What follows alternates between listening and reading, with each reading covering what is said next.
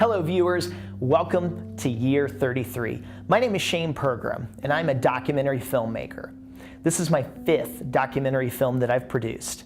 And I can say beyond the shadow of a doubt that it has been the most challenging, but hopefully the most rewarding documentary that I've ever produced. This is a story about overcoming adversity.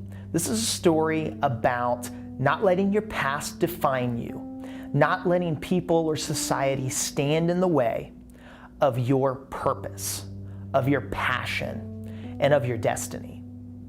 You see, we can let these things become baggage. We can let these things pile up and they hinder us. They keep us from our full potential in life. And it doesn't matter. It doesn't matter if you grew up in a toxic environment. It doesn't matter if you barely graduated high school. It doesn't matter because those things do not define who you are and what you are meant to do in your life. And so year 33 is my story. Year 33 follows my life in the year 2015 when I was 33 years old. It is a story about how I came from a broken home, how I barely graduated high school, and how I had really no prospects of doing anything of purpose with my life. But in the end, here I am running a business. Never thought I'd run a business. Doing what I love to do in filmmaking. Never thought I would be lucky enough to do that.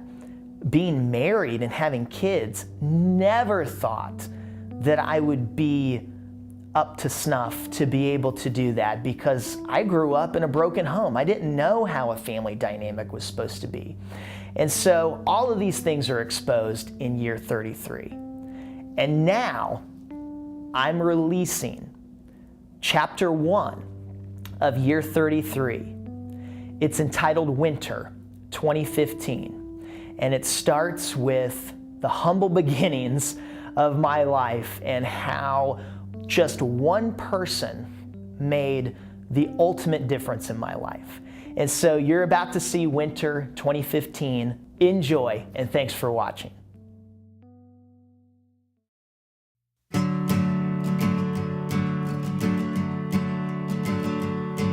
One day I know that I will fly when He opens the heavens wide. I know my name. I know my name is in the book of life. When I arrive at those gates and see my Savior's precious face, I'll know my sins. I'll know my sins have all been washed away. Minutes pass and hours go by. I count the days till we can fly. Hand in hand, we'll never know until we make it home.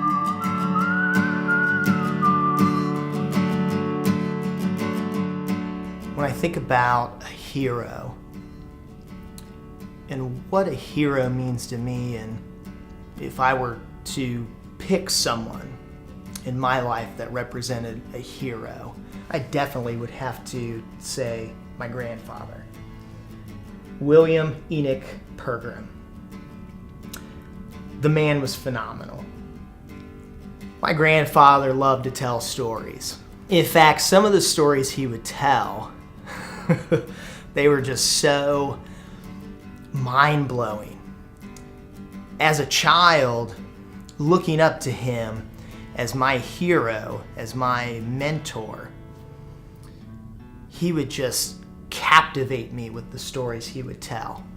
I can remember a question that I had for him as a kid. The presidential election was happening, and I said, "How do you get to run for president? How do they pick those people?" And without skipping a beat, he tells me, well, you see, these guys have this scavenger hunt they have to go on, and they have to basically cross the ends of the world looking for these different treasures. And once they collect all this stuff, they have to do it in a certain amount of time, and if they get it done, they get to run for president. And I was like, wow, that's amazing. So this old guy, George Bush, he went around running around like doing this stuff? And he just cracks up laughing. And I still, for years, thought he was serious about that story. My grandfather also fought in World War II. He was stationed in Italy. He was a field medic. And when battles happened, he basically ran out into the field under fire and grabbed the wounded and took care of them. Did what he could to save their lives. He took a hit. He took some shrapnel to the leg in a couple places while he was doing his duty. Continued the entire day without being treated. For that, he was commended a Purple Heart. But we didn't even know that he got that until after he died. That's the type of person he was.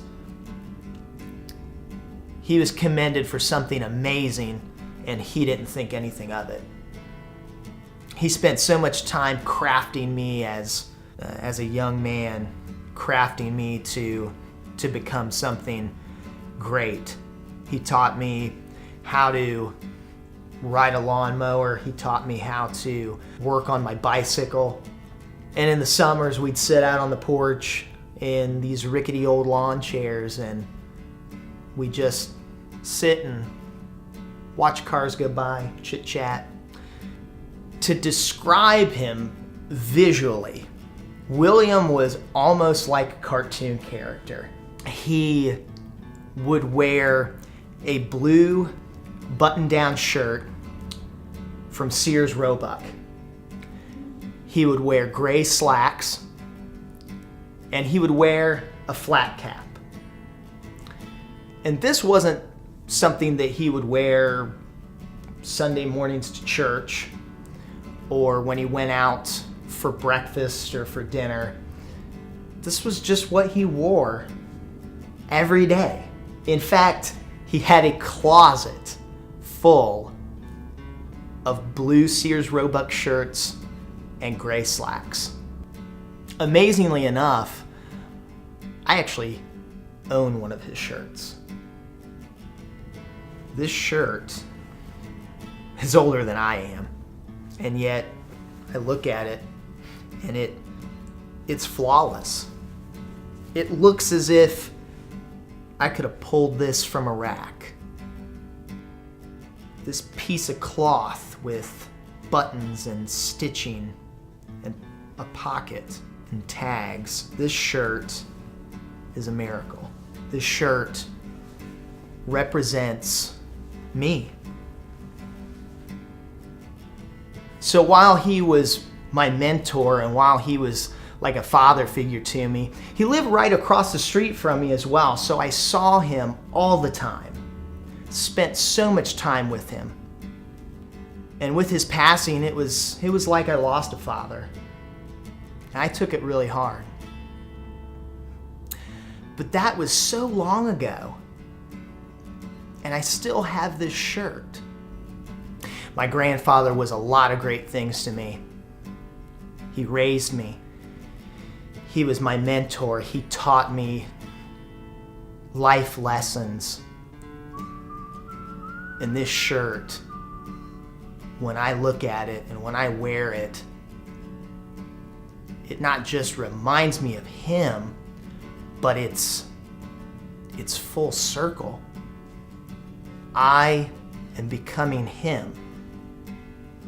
So while I might have had a little bit of a rough life growing up with having a divorced family when I was 8 years old, and all of the chaos and madness that can bring to a child's life, And while I felt that I had to grow up really quick to survive, God did not leave me. He gave me William Enoch to rescue me.